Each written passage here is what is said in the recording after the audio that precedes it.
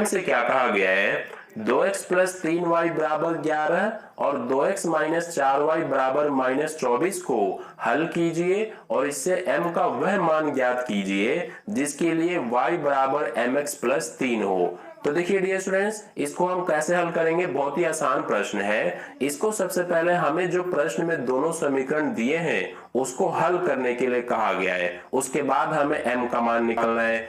तो देखिए इसको हम प्रतिस्थापन विधि से हल करेंगे, ठीक है। आप किसी और विधि से भी हल कर सकते हैं, ये आपकी मर्जी है, क्योंकि हमें प्रश्न में ये नहीं कहा गया है कि किस विधि से हल करना है। तो देखिए प्रतिस्थापन विधि से कैसे हल करते हैं, मैंने आपको प्रश्न नंबर 1 वाले वीडियो में बहुत अच्छे से सिखा दिया है, ठीक। तो सबसे पहले जो हमें पहला समीकरण दिया है इसको लिख लिया हमने और इसको हम समीकरण नंबर 1 मान लेंगे। इसी तरह से जो हमें दूसरा समीकरण दिया है उसको भी लिख लेते हैं। ये हमें 2x माइनस में 4y बराबर माइनस 24 दिया है और इसको समीकरण 2 मान लेंगे, ठीक है।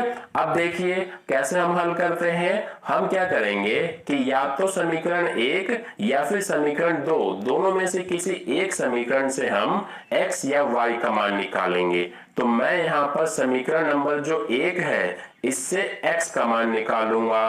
तो देखिए ये हमारा क्या हो जाएगा, x बराबर हो जाएगा ये 11, ये प्लस का 3y इधर जाके माइनस 3y हो गया और ये 2 गुणा में है इधर आके भाग में हो गया। तो ये हमारा आ गया x बराबर में 11 माइनस 3y बटे 2। अब हम क्या करेंगे कि इस x के मान को समीकरण नंबर 2 में रखेंगे, ठीक है। देखिए समीकरण नंबर 1 में नहीं रख सकते हैं हम, क्योंकि ये हमने समीकरण 1 से ही निकाला है, इसलिए इसको हम समीकरण 2 में रखेंगे और इसको हम समीकरण नंबर 3 मान लेंगे, ठीक है। तो देखिए अब हमारा जो x का मान 11 माइनस 3y बटे 2 है, इसको समीकरण 2 में रखेंगे तो क्या मिलेगा, सबसे पहले यहाँ पर हम लिख लेते हैं समीकरण 2 में रखने पर। तो देखिए समीकरण 2 हमारा ये है, यानी कि सबसे पहले 2x है तो 2 लिखा और x का मान क्या रखना है हमें, 11 माइनस में 3y बटे में 2, फिर इसके बाद माइनस में 4y है ये लिखा बराबर में माइनस 24। अब इसको हल कर लेंगे, ये 2 से 2 कट जाएगा, क्या बचेगा 11 माइनस 3y माइनस में 4y बराबर माइनस 24। अब देखिए ये हमारा 11 इधर प्लस में है इधर जाके माइनस में हो जाएगा, यानी माइनस 24 और माइनस 11 क्या हो जाएगा, माइनस का 35, ठीक है। तो इधर आ गया माइनस का 35 और ये जो माइनस 3y माइनस 4y है ये हमारा माइनस का 7y हो जाएगा, ठीक है।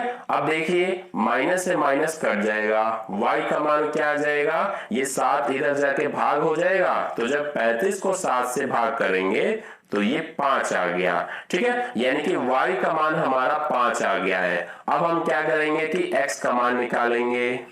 तो देखिए x का मान हम कैसे निकालेंगे, x का मान निकालने के लिए जो y का मान 5 है ये आप या तो समीकरण 1 या 2 या फिर 3 किसी भी एक समीकरण में y का मान रख सकते हैं। तो मैं यहाँ पर y का मान समीकरण नंबर 1 में रख देता हूँ, ठीक है। तो यहाँ लिखेंगे y बराबर 5 समीकरण 1 में रखने पर। तो देखिए हमें क्या मिलेगा, हमारा समीकरण नंबर 1 ये है, यानी कि 2x प्लस में 3 और y है, y की जगह पर हमें 5 रखना है बराबर में 11 है, ठीक है। अब इसको सॉल्व कर लेंगे, ये 2x बराबर में ये 3 गुणा 5, 3 पंजे 15 हो जाएगा, ये प्लस का 15 इधर जाके क्या हो जाएगा माइनस 15। तो जब 11 में से माइनस करें 15 तो क्या आएगा -4, तो ये आ गया -4, ठीक है।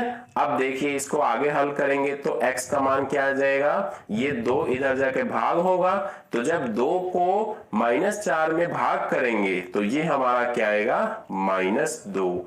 तो x का मान हमारा -2 आ गया और y का मान 5। तो इस तरह से हमने समीकरण को हल कर दिया है। अब हमें m का मान निकालने के लिए कहा है। तो देखिए m का मान हम निकाल सकते हैं। इसके लिए हमें क्या दिया है, इसके लिए हमें y बराबर में mx प्लस में 3 दिया है, ठीक है। तो देखिए इसमें x और y का मान रख देंगे, y का मान कितना है 5, तो ये आ गया बराबर में ये हमारा m है और गुणा में x का मान कितना है -2, प्लस में कितना है 3। ठीक है, अब देखिए ये हमारा 5, ये +3 इधर आके -3 हो गया, इधर हमारा m -2 गुणा होगा तो ये आ जाएगा -2m। अब देखिए 5 में से 3 घटाएंगे तो 2 बचा, ये -2 इधर गुणा में है, इधर आके भाग में हो गया तो इधर बच गया m।